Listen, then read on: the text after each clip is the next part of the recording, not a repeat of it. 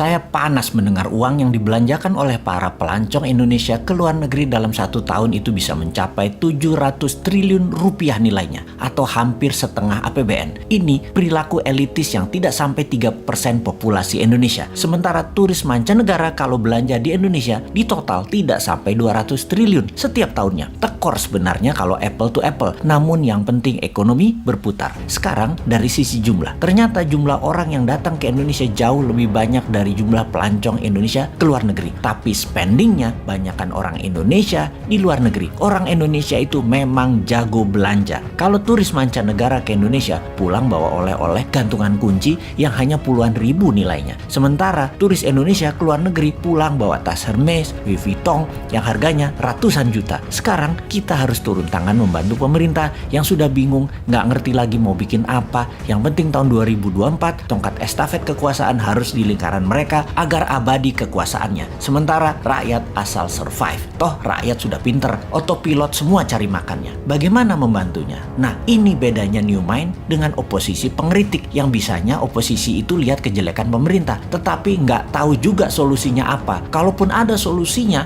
hanya normatif. Kita lompat sebentar keluar topik, nanti balik lagi memutar ekonomi wisata agar tidak keluar negeri. Saat ini di media-media juga orang-orang di tempat tongkrongan membicarakan 2024 siapa presiden dan wapresnya Indonesia. Maka banyak nama digadang-gadang. Nama-nama itu modalnya gampang. Bayar aja lembaga survei untuk memasukkan nama mereka, walaupun mereka hanya 1 di antara 10 orang. Pokoknya masuk aja nama mereka dulu. Lalu mulai dibangun citra mereka masing-masing. Yang hebatnya, siapapun mereka itu, tanya satu hal. Konsep bernegaranya apa ketika nanti mereka memimpin negara? Maka jawaban mereka pasti normatif, pasti umum-umum saja, seperti stop impor, stop hutang, pro UKM, dan lain sebagainya. Dan faktanya nanti ketika menjabat, semuanya tidak bisa dijalankan karena tidak tahu bagaimana caranya. Mereka semua itu hanya manuver politik dan di otaknya hanya bagaimana menjadi populer dan bagaimana menang mendapatkan kursi di 2024. Mek ngono tok. Hebatnya adalah narasinya bisa membuat rakyat percaya. Oh ya, ini bukan promosi Bosman yang ternyata sudah lengkap cara dan strategi bernegaranya. Bukan loh ya. Bosman bukan mau jadi presiden. Bosman mau jadi lord. Wes, jelas yo. Ini semua buat nyindirin positif. Kita nyindir incumbent, nyindir yang cari popularitas di tahun 2024 dan nyindir oposisi supaya semua punya konsep bernegara. Misalnya mereka mengatakan akan menghukum mati koruptor. Itu Bosman sudah usulkan. Cari lain lagi. Pajak diturunkan.